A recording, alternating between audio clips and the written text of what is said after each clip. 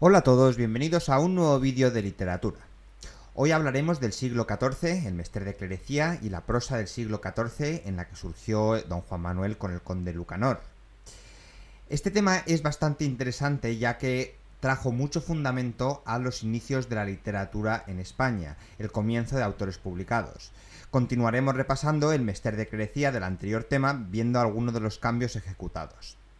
Antes de empezar el vídeo, no olvidéis suscribiros, darle a like, activar la campanilla y dejarme un comentario con vídeos que os gustaría que hiciera en el futuro.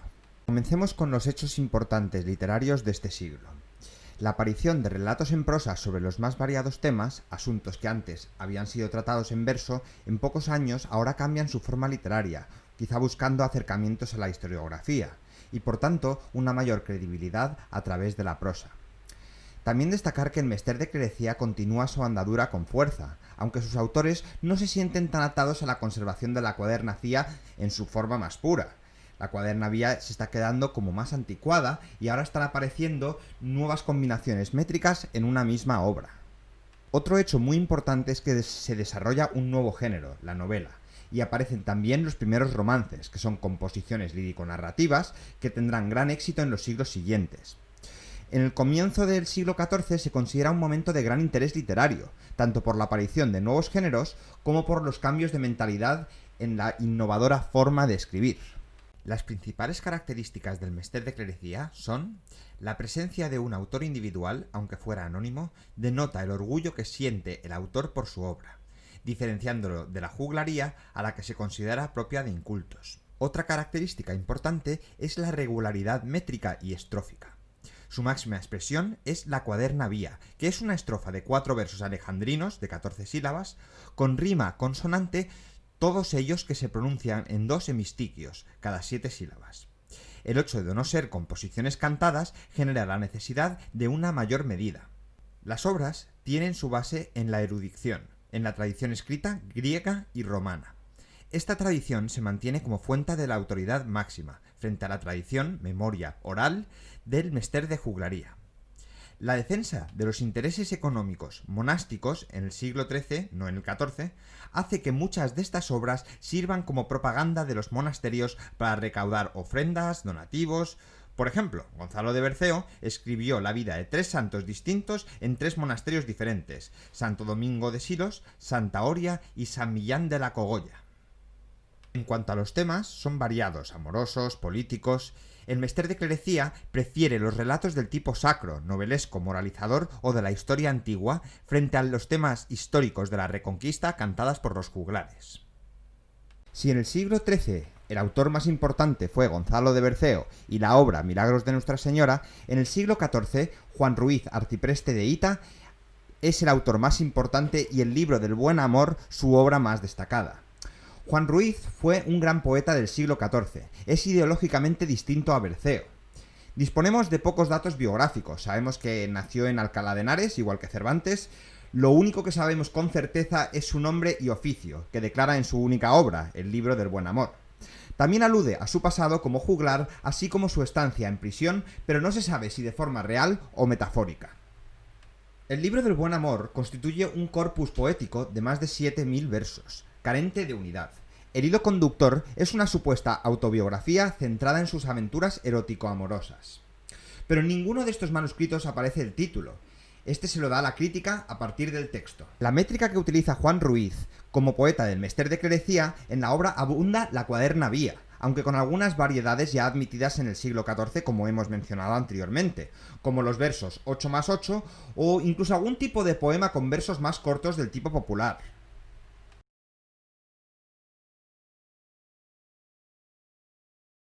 El contenido es muy diverso, enhebrando abundantes materiales dispersos. Con todos ellos compone una especie de arte de amar. Entre esos materiales podemos encontrar aventuras eróticas, sermones morales religiosos, sátiras contra el dinero, los clérigos, profecías, fábulas morales o didácticas, también llamadas ejemplos, adaptaciones de obras latinas, poesías líricas, religiones y profanas, así que podemos ver que tiene un contenido más que variado. Y las fuentes que utiliza, quizás las más importantes sean las árabes, probablemente deriven de Toledo y de sus traductores. Por ejemplo, la obra El collar de la paloma mezcla la sensualidad y esteticismo como algo muy típico de las obras árabes, que está presente en su obra. La intencionalidad que tiene el autor no está demasiado clara. Se podría tratar de un libro de exaltación de los placeres, un libro didáctico por el que enseñar lo que no se debe hacer, o una lucha alegórica entre las dos tendencias en conflicto, la sensual y la moralizante. El estilo del autor es muy abierto, muy moderno, con una personalidad muy libre, aunque con el condicionamiento de la época medieval.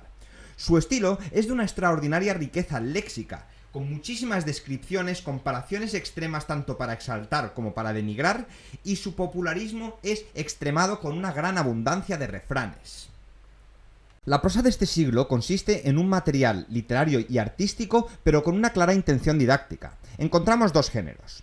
La prosa de ficción es el género narrativo que predomina, con unos rasgos bien definidos, como su carácter simbólico o su estructura idealizadora, en el que los personajes carecen de relieve, son simples modelos ejemplares que se limitan a seguir un destino que les está fijado de antemano. Podemos destacar el libro del Caballero Cifar, que es la primera narración de caballerías original castellana. Este libro es una rica fusión de las más variedades tradiciones literarias, mezclas de componentes artúricos de la tabla redonda, con elementos didácticos. El otro género importante sería la prosa histórica, destacando la figura del noble Pedro López de Ayala, que fue canciller de Castilla e intervino activamente en las guerras entre Pedro I y sus hermanos. Fue hecho prisionero, fue encerrado por los portugueses en una jaula de hierro durante un año. Como prosista, fue historiador. Escribió varias crónicas, en concreto la de los 4 reyes que conoció: Pedro I, Enrique II, Juan I y Enrique III. Entre las que destaca la crónica de Pedro I, llamado el Cruel, en gran parte por el retrato que él hizo de este. En estas crónicas aparecen relaciones de elementos sociales y políticos, descripciones y justificaciones morales del autor.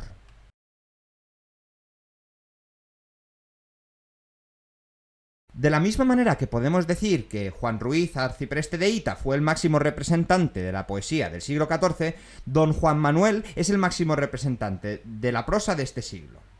Fue representante de la más alta nobleza, al ser sobrino de Alfonso X y nieto de Fernando III. Nace en un pueblo de Toledo, Escalona, en 1282. Fue educado en la corte del rey y participó activamente en la política de su época, ocupando distintos cargos políticos. Se trata de un noble cultivado, algo novedoso y distinto en una época en la que la nobleza debía guerrear y mandar. Esta faceta suya como escritor lo convirtió en una especie de avanzadilla del posterior noble culto. Don Juan Manuel reivindicó la vocación de escritor en sus cuentos, defendiéndose de las acusaciones de otros nobles. La obra de don Juan Manuel es fundamentalmente de carácter didáctico. Parece evidente la idea del autor: escribir libros didácticos para quienes no saben latín, es decir, la mayoría de nobles de la corte. Su obra se divide en las cantigas, los libros de las reglas de trobar y los libros de ingenios apartados de guerra. Todos ellos fueron perdidos tras el incendio en el monasterio de Peñafiel. También se perdió el manuscrito original del Conde de Lucanor, su obra más importante que comentaremos en más detalle a continuación. Sí se conservan, por el contrario, algunos títulos como libros de las armas, libros de la caza o el libro Enfinido o de los castigos y consejos a su hijo. Hablemos ahora de la obra de prosa más importante del siglo XIV y la obra más importante de don Juan Manuel, el Conde Lucanor. Fue concluida en 1335. Es una obra con clara finalidad didáctica, que se inserta en la tradición de las colecciones Exempla. Aunque los relatos breves ahora tienen unas pretensiones literarias mucho más profundas que anteriormente, como la voluntad de estilo.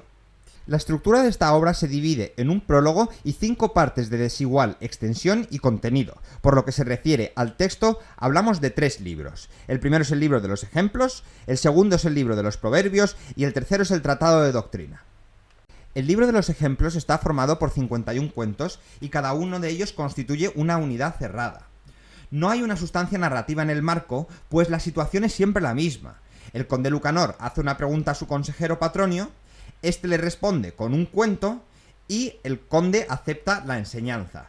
Y como broche, como fin, don Juan Manuel nos da una moraleja. Patronio hace de bisagra entre la realidad del conde y la del ejemplo, y la misma función tiene la figura de don Juan Manuel al final de cada cuento, haciendo de mediador entre la realidad ficticia del conde y la auténtica de los lectores.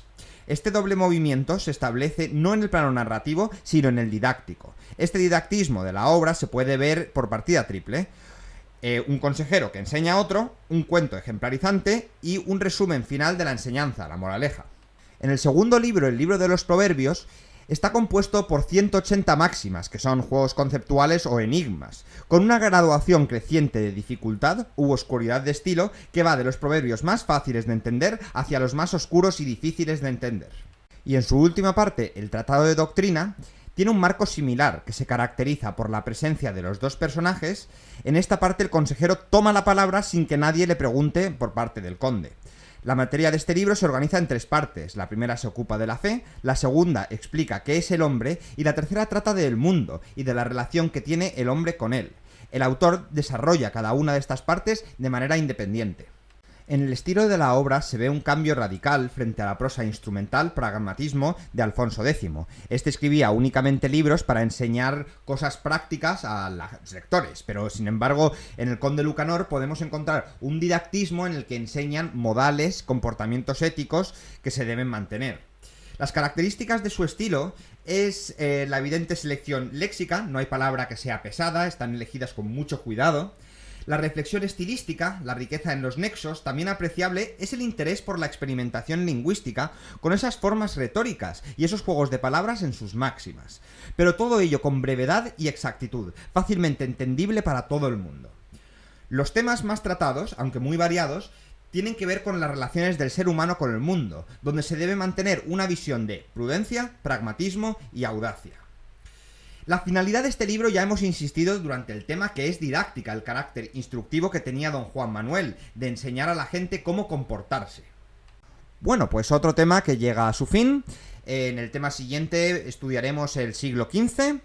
Espero que os haya quedado todo muy claro y si no os ha quedado claro o tenéis alguna duda, por favor dejármelo en los comentarios. Aparte, no olvidéis darle a like, suscribíos, compartir el vídeo, activar notificaciones y nos vemos en el siguiente vídeo. Muchas gracias por escucharme.